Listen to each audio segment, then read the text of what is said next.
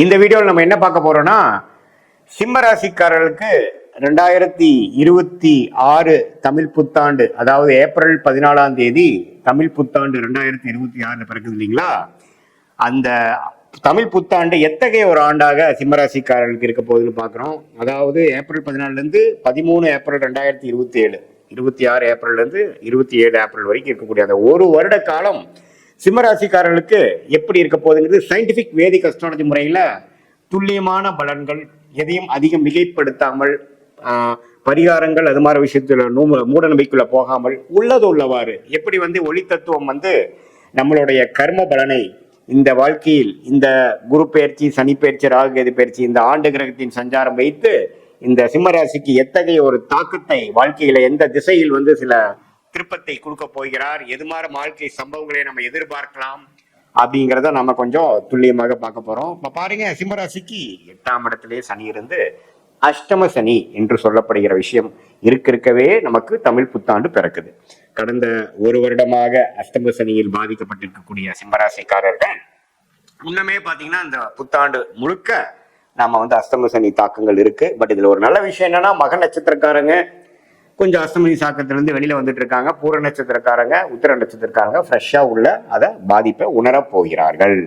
என்ன சார் அஷ்டம சனி பண்ணும் அப்படின்னா, நமக்கு எந்த ஒரு விஷயத்து மேல ஒரு விருப்பம் இருக்கோ, எது நமக்கு மனசுக்கு இதமான ஒரு விஷயமாக இருக்கிறதோ, வயது வித்தியாசம் இல்லாமல், ஃபார் எக்ஸாம்பிள் நீங்க இளைய வயதினரா இருந்தாலும் சரி, குழந்தை பருவத்தில் இருக்கக்கூடிய 10, 15, 20 வயசுக்குள்ள இருக்கிறவங்களா இருந்தாலும் சரி, 30, 35 வயசுல இருக்கக்கூடிய நடுத்தர வயதினராக இருந்தாலும் சரி, 45, 50 வயதில் இருக்கக்கூடிய உத்தியோகஸ்தர்கள், வியாபாரிகள், தொழிலதிபர்களாக இருந்தாலும் சரி, சீனியர் சிட்டிசன் என்று சொல்லப்படுகிற 60+ கேட்டகரியில் இருக்கக்கூடியவர்களாக இருந்தாலும் சரி, அந்தந்த வாழ்க்கை ஸ்டேஜஸ் தகுந்த, அந்தந்த வாழ்க்கையில எந்தெந்த மாதிரி பருவத்தில் இருக்கீங்க, எந்தெந்த ஸ்டேஜில் இருக்கீங்க, அந்தந்த படிநிலைக்கு தகுந்த மாதிரி உங்களுக்கு பிடித்த, உங்களுக்கு மிகவும் மனசை வருடக்கூடிய செயல்களை செய்து உங்க பிடித்த விஷயத்தை நம்ம கையில பெற முடியவில்லை, நமக்கு எது நமக்கு கம்ஃபர்ட்டா இருந்ததோ அந்த கம்ஃபர்ட் இப்ப இல்லை நமக்கு அப்படிங்கிற ஒரு அமைப்பை கொடுப்பவர் தான் அஷ்டம சனி.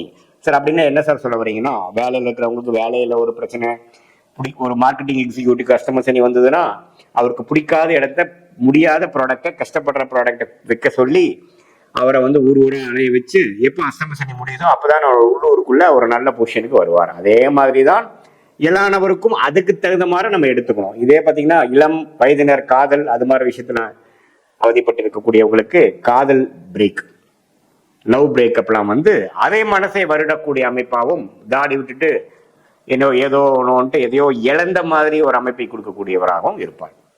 சரி சாமி, இது ஓகே. வேற ஏதோ கிரகங்கள் நமக்கு பாசிட்டிவா இருக்கான்னு பார்த்தா, குரு 11ஆம் இடத்துல இருந்து ஓரளவுக்கு நம்மள என்னதான் பிரச்சனைகள் வந்தாலும் மனசு விடாமல் ஓரளவுக்கு நம்ம ஒரு லாபத்தை பெறக்கூடிய, ஒரு மன உறுதியோடு இருக்கக்கூடிய அமைப்பை கொடுக்கிறார். தவறில்லை, சமாளிக்கக்கூடிய அளவு கொடுக்கிறார். ஆனா ஜூன் 1ஆம் தேதியிலிருந்து வரக்கூடிய அந்த குரு பயிற்சி இன்னுமே பரவாயில்ல. ஏன்னா உச்ச குருவாக 12ஆம் இடத்துக்கு அஷ்டம சனி தாக்கத்தை குறைக்கிறார். உச்ச குரு சனியை பார்த்து அதோட கோர பார்வையை, அஷ்டம சனியின் கோர குணத்தை கொஞ்சம் கட்டுப்படுத்துறார் அப்படிங்கிறதா உண்மை. ஸோ அதனால என்ன சொல்ல வரீங்கன்னா, ஜூன் மாதத்திலிருந்து அஷ்டம சனி தாக்கங்கள் கொஞ்சம் குறையும். யாருக்கு? சிம்மராசிக்காரர்களுக்கு. பூர நட்சத்திரக்காரங்க, உத்தர நட்சத்திரக்காரங்க கொஞ்சம் கேர்ஃபுல்லா இருக்கணும். மக நட்சத்திரக்காரங்களுக்கு ஸ்லோவா போன வருஷம் ஆன பிரச்சனையிலேருந்து கொஞ்சம் வெளியில கொஞ்சம் ஃப்ரீயா இருக்கக்கூடிய அமைப்புகள் கண்டிப்பாக உண்டு. ஸோ இது மாதிரி ஒரு அமைப்பு இருக்கிறத பார்த்தீங்கன்னா, இந்த குரு 11ஆம் இடத்திலிருந்து 12க்கு வந்தாலும் சனியை பார்த்து திருட்பலம் கொடுப்பதனால அஷ்டம சனி கண்ட்ரோலுக்கு வருது. அதே சமயத்தில் ராசிக்குள்ள கேது, 7ஆம் இடத்துல ராகு. ஸோ இது பாருங்க, ஜூன் மாசத்திலிருந்து வர டிசம்பர் 6 வரைக்கும் பாத்தீங்கன்னா ராகு கேதுகளும் ராசிக்குள்ள இருக்கும் பொழுது மனக்குழப்பம், குடும்பத்துல நிம்மதி இல்லை, குடும்பத்துல நல்ல ஒரு குவாலிட்டியான டைம் ஸ்பெண்ட் பண்ண முடியல, அறக்க பறக்க சுத்திட்டு இருக்கிற மாதிரி இருக்கு, யாருக்கிட்டையுமே நட்புறவு கொண்டாட முடியல, எல்லாமே பாத்தீங்கன்னா கொஞ்சம் வேகமா போகக்கூடிய அமைப்பு, எதுவுமே நம்ம கையில இல்லை, நம்ம கண்ட்ரோல் இல்லை, ஏதோ ஒன்று நமக்கு விரும்ப விஷயத்த தேடிட்டே இருக்கமே ஒழிய அது கிடைக்கிற பாடு இல்லைங்கிற மாதிரி வேலை, தொழில், உறவு, உடல்நிலை, இது மாதிரி எல்லா விஷயங்களும் கொஞ்சம் கேர்ஃபுல்லா இருக்கணும். திருப்திகரமாக இல்லாத நிலைக்கு ஒரு படி பெட்டராகவும் இருக்கும். அதாவது ரொம்ப திருப்தியா இருக்காது. ஓரளவுக்கு ஜூன் மாசத்துக்கு அப்புறம் ஏதோ கொஞ்சம் ஓட்டிக்கலாம் மாதிரி தான் தெரியுதுங்கிற மாதிரி ஒரு அமைப்பை கொடுப்பார். ஏன்னா குருவின் பார்வை அஷ்டம சனியை கட்டுப்படுத்துகிறது. பட் இருந்தாலும் ராகு கேது ராசிக்குள்ள இருக்கிறதுனால மனக்குழப்பங்கள், ஓவர் திங்கிங், புதிய நபர்களோட நீங்க சந்திக்கும் பொழுது கரெக்டான நபரை தான் பார்க்குறோமா, ஏமாறுறோமா, ஒரு அளவுக்கு நல்ல ஒரு கால்குலேஷன் பழக்கம் எதுவுமே வராதுக்கு முன்னாடியே நம்ம போய் சில விஷயங்கள் செய்து சொல்லி நம்ம ஏமாந்துடுறோமாங்கிறதெல்லாம் ரொம்ப கேர்ஃபுல்லாக இருக்கணும். வியாபாரத்து டிரான்சாக்ஷன்ல, ஃபினான்ஷியல் டிரான்சாக்ஷன்ல எல்லாமே நம்ம ஓரளவுக்கு சமயோஜ புக்தியோடவும் லாஜிக்கலாகவும் இருக்கும். பேராசைப்படக்கூடாது. அஷ்டம சனியில் பேராசைப்பட்டால் பெருநஷ்டம் அடைவீர்கள்ங்கிறது மனசுல வச்சுக்கோங்க. ஏன்னா அஷ்டம சனியில வந்து டெய்லி வேலை செஞ்சுட்டு இருக்கவனுக்கு, கடுமையா உழைக்கிறவனுக்கு, ரெகுலரான ஒர்க்கை வந்து பண்றவனுக்கு பெரிய பாதிப்பு வராது. ஆனா ஒரு மாதிரி இன்வெஸ்ட்மெண்ட் பண்ணி பெரிய லெவல்ல லாபம் பண்ணலாம், தொழில் விருத்தி பண்ணலாம், இந்த வேலையை விட்டுட்டு அந்த வேலையில போய் பெரிய ஆளா வந்துடலாம், அது இதையும் பண்ணலாம்னு நினைக்கிறப்ப நாம போட்ட கணக்கு தப்பாயிருச்சு அப்படிங்கிற மாதிரி விஷயத்தை அஷ்டம சனி கொடுத்துருவார். அதனால அது கொஞ்சம் கேர்ஃபுல்லா இருங்க. மற்றபடி உடம்பு உபாதைகளும் கொஞ்சம் கேர்ஃபுல்லா இருக்கணும். மனசு கொஞ்சம் பார்த்துக்கணும். நல்ல நண்பர்கள்லாம் உங்களை கைவிடுறாங்க, எதுவுமே நமக்கு எதிராக போயிடுச்சுங்கிற மாதிரி மனம் கொஞ்சம் ஒரு மாதிரி வருத்த அடையக்கூடிய அமைப்புகள் இருக்கு. நிறைய பேர் பார்த்தீங்கன்னா இந்த சோசியல் மீடியா, வாட்ஸ்அப் அதுல எல்லாம் இருக்கிறவங்கள அந்த அஷ்டம சனியில விலகி போயிடுவாங்க. கொஞ்சம் வந்து என்னப்பா 2 வருஷம் நீ ஆளே காணாங்கிற மாதிரி இருக்கும். அப்புறம் தான் அஷ்டம சனி முடிஞ்சதுக்கு அப்புறம் தான் இந்த தமிழ் புத்தாண்டுக்கு அப்புறம் தான் அவங்க நார்மல் சோசியல் லைஃப்குள்ள வரக்கூடிய அமைப்புகள்லாம் இருக்கு. நம்ம பயப்பட வேண்டாம். இதுல ஒரே விஷயம் நோட் பண்ணிக்கிறது, பேராசைப்படக்கூடாது, பெரிய முயற்சி எடுக்கக்கூடாது.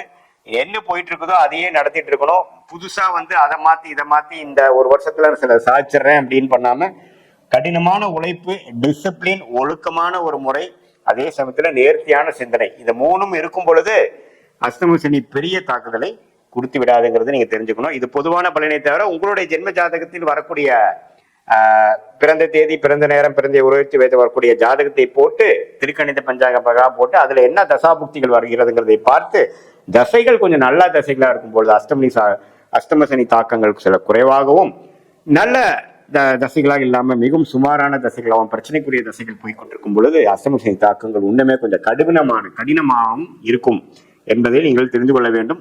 இது மேல உங்க ஜாதகத்தை பார்க்கும் பொழுது சயின்டிபிக் வேதிக் அஸ்ட்ராலஜி முறையில எதையும் மிகைப்படுத்தாமல் உள்ளது உள்ளவாறு பார்த்து உங்களுடைய ஷார்ட் டேர்ம் எப்படி இருக்கு, அடுத்த வரக்கூடிய லாங் டேர்ம் எப்படி இருக்குது, கோயிங் ஃபார்வர்டு எந்த மாதிரி விஷயத்துல நம்ம போகலாம், எந்த மாதிரி டைம்ல நம்ம எந்த மாதிரி முடிவுகள் எடுக்கலாம், நமக்கு எது மாதிரி விஷயங்கள் காத்திருக்கிறது, நமக்கு பிடித்தமான தொழில் என்ன, வேலை என்ன, தொழிலா வேலையா, உடல்நல விஷயங்கள் எப்படி இருக்குது, இது மாதிரி நமக்கு வாழ்க்கைக்கு தேவையான உறவுகள், கல்யாணம், குழந்தை பேரு எல்லாத்தையுமே நம்ம சயின்டிபிக் வேதிக் அஸ்ட்ராலஜி முறையில டைமிங் வச்சு எந்த நேரத்தில் எது செய்து எப்படி போகலாம், எந்த திசையில் நம்ம வாழ்க்கையில் முயற்சிகள் எடுத்தால் நம்ம நல்ல வெற்றியை பெற முடியும் என்பதை நம்ம சயின்டிபிக் வேதிக் அஸ்ட்ராலஜி மூலமாக தெரிந்து கொள்ள முடியும். மீண்டும் மற்றொரு காணொலியில் சந்திப்போம்.